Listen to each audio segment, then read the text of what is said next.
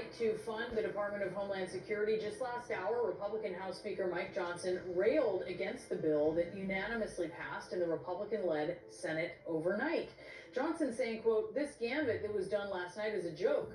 Of course, keep in mind, every single Republican in the Senate signed on to that. This is Trump just a few days ago. I think any deal they make, I'm pretty much not happy with it. Now Trump says that he's willing to use existing DHS funds to pay TSA workers, which only proves that Donald Trump could have done this at any point, but he chose not to. Suspicious. But don't mistake this for compassion.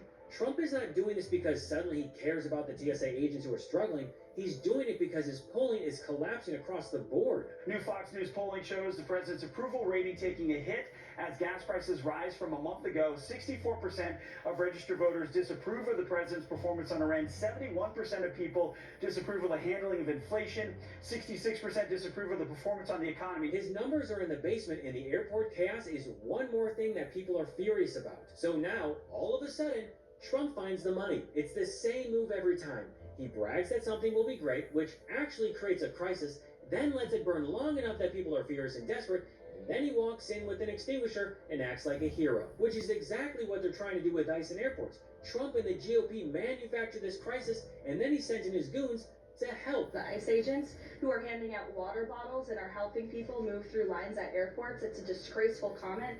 The men and women of ICE are great people. This is not a press briefing. It's the latest installment of a coordinated campaign between the White House, DHS, ICE, and right-wing media outlets and influencers to rebrand ICE as a friendly group of American patriots, to normalize their presence in spaces it has never occupied before, and to make you comfortable with a group of mass militia that has let nearly 50 people die under their watch. And that number is almost certainly not the real number, because we already know that ICE buried the killing of a 23-year-old U.S. citizen in Texas for nearly a full year before a watchdog group forced the records out through a FOIA lawsuit. So if they hid that, then what else are they sitting on? Here's how the Trump administration builds this new friendly narrative. They get a reporter from a right-wing publication like the Daily Wire to show up to an airport and start filming very specific interactions with ICE agents, handing out water, talking to travelers in line, smiling, no masks. When I first sent them in 2 days ago, I looked and they were wearing masks.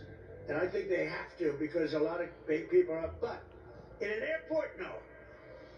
I said, fellas, do you mind taking off your masks in the airport? Never happened. And they took them off. And people said, wow, these are nice guys.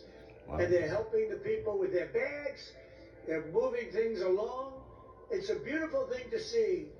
People are starting to say, ICE, you're nice guys. We really appreciate it. Just a bunch of regular guys who are totally not the same agency that have been dragging people out of their homes at 3 in the morning or, as I said earlier, murdering American citizens in the streets. Also, does anyone else find it weird that suddenly they're not wearing masks, even though Republicans have been screaming that ICE agents absolutely had to wear masks and cover their faces during operations so they wouldn't get doxxed? And now, here they are, unmasked, on camera, waving at travelers, posing for content, almost like the masks were never about safety. Almost like that was all a lie, because